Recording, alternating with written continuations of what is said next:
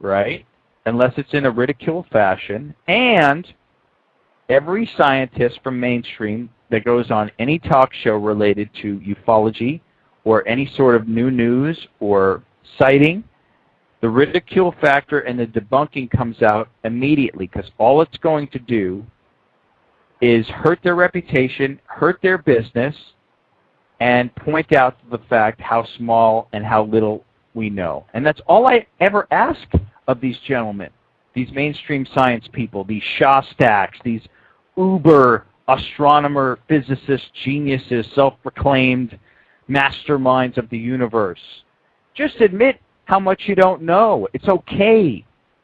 It's okay. We don't even know why we're here. We don't even know how our own bodies work. We don't even know how much of our brain we use. Why can't you just admit it? Why can't they admit it, Sandy? You know, Jesse, after listening to your argument about how people really would be freaked out, it's kind of like, it makes me wonder, why should they admit it? Because people are going to freak out, just like you said, and just like the Brookings Institute report did. I mean, you're right. People are really going to freak out, and they got no handle on the situation.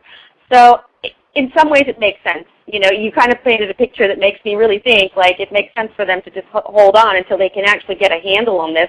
Maybe right now as we speak they've created a committee that is in charge of figuring out how to disclose this, but they've got so much information they need to cover and so many ways that they need to leak this out, you know, to the public. It could be going on right now, that maybe that's why you and I are not cut off the air.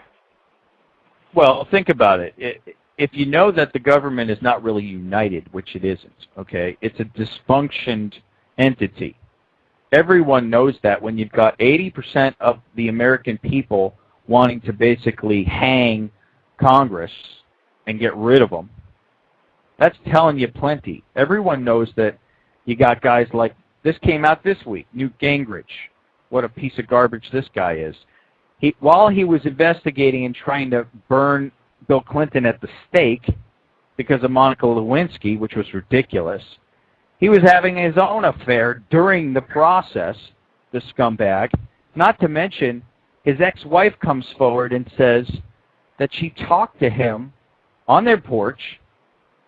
And again, I heard this on talk radio. I hope it's true. I believe it probably is. I have no reason not to. This is, I think, her writing.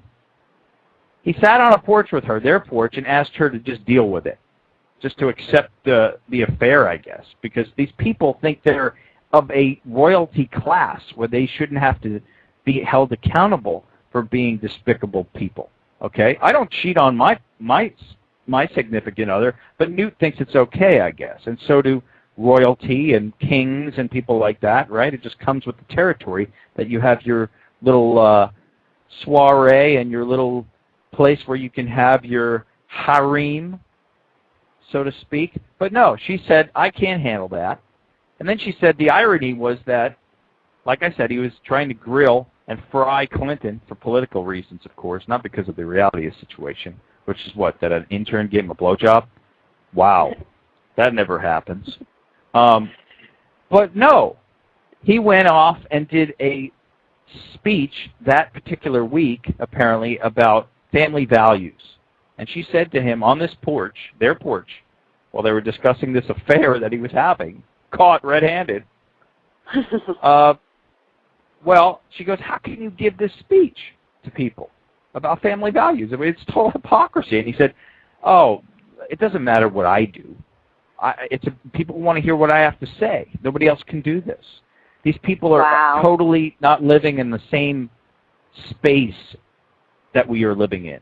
So nobody trusts these people. They all know that they're being puppeteered by corporate conglomerates, okay? Where they've screwed up now, leaning into the next election, is that where they've really screwed up is that their greed got so bad that this worker bee middle class that they created through things like public school system and training people to be in debt when they get out of college so that they know that they just have to get a job and be thankful and work for the corporation. The corporation needed worker bees. They created this great middle class, right? So they had a plethora of these people. Well, they just squashed it. They just screwed it up. They got too greedy, these idiots. They didn't know when to stop. And now it's too late because now there is no middle class anymore. The middle class is flunking. They're going. They're realizing that it was a sham to begin with, right? So they know working for these disgusting people, it's going to come back to them. I'm telling you, it's going to come back to them, Sandy. It's coming soon. What's going to happen is people are going to revolt. It's going to be a frightening scenario in this country. I'm not trying to create fear. There's no other way about it. When people start losing the ability to feed their families, when people start seeing and the transparency of the corruption, which is only the tip of the iceberg, even with the smooth talkers like Obama, it's going to go south real fast. You were talking about this for months now, about the fall of Rome and how things seem to be falling into the same sort of idealism and history repeating itself. And we've heard this on other shows, but man, you can't help but go, how many people live in the same world as me as far as knowledge base? It's frightening. So you can't feel united with people. It's very difficult to do that because you'd have to feel them out first. You know what I mean? Yes, Jesse, and what you said, it's around the corner. And I feel 100% about that right now, that the collapse of our economy, a war in Iran, possibly leading to the Third World War, which we have been warned about by many people for so long, is really so much closer than we know. You look at the mainstream media right now and what they're talking about. There is war propaganda going on. I picked up a Time magazine in the grocery store, and on the front page you've got disembodied Afghanistan's women's faces. And you go to ABC, CNN, and it's all talking about the poor women and the poor women in Afghanistan. Now, those are true stories, but this is also propaganda. This is what gets the mainstream people who are only watching this to support us continuing to stay in Afghanistan or Iraq. It's all over the media right now, and things are going to be turning very quickly. People need to wake up and stop watching American Idol or whatever it is they're doing, because bad things are definitely, like you said, it's not fear-mongering. If I know that your next-door neighbor, Jesse, is a rapist, is it fear-mongering for me to inform you of that when you have a young child living there? It's not fear-mongering. It is a warning. I'm giving you factual information. I'm not saying, you know, he's going to blow up your town. I'm saying, hey, this guy's got a record as a rapist. You should know. Protect your child, okay? I get told I'm fear-mongering, but you know what? There is real. If you pay attention to what's happening in Iraq, Korea, and Venezuela, look this up, you guys. There is stuff happening. They're all lining up for wars all around, and it's going to absolutely change the way even Americans live. We seem so protected, or have felt so protected from all of this, because we always have been, but that's not going to be the case, especially once they go in Iran, because it's going to affect oil prices for us very much so. Yeah, absolutely. You know, this week before we break here, and we've done a lot, we've covered a lot of ground tonight. I think I tried to find out how I could label myself. You know, you want to slap a label. Somebody says, what are you? I'm a Republican, I'm a Democrat, I'm a Libertarian, I'm a Socialist, whatever you want to call yourself. I've been trying to find my label, Sandy. So I've been really doing a lot of Wikipedia and just some soul searching about what it is. What am I? Of course, I'm a hybrid extraterrestrial, as I usually tell my doctors when they find abnormalities on my scans and the like. But what am I politically? And I still haven't come to terms with that. I will keep you posted. But let's do this. Well, Jesse, you're not political. Well, I try not to be, but it slips in. You know, it slips in. Maybe you're just a truther. That's what I like to think of myself. I just want to know the truth. That's it, and I just want to share it. I don't want any propaganda, any lies from the U.S. government. I just want to know the truth, and I want to tell people about it. Yeah, you know, I was telling a boy the other day, a young guy, 14 years old.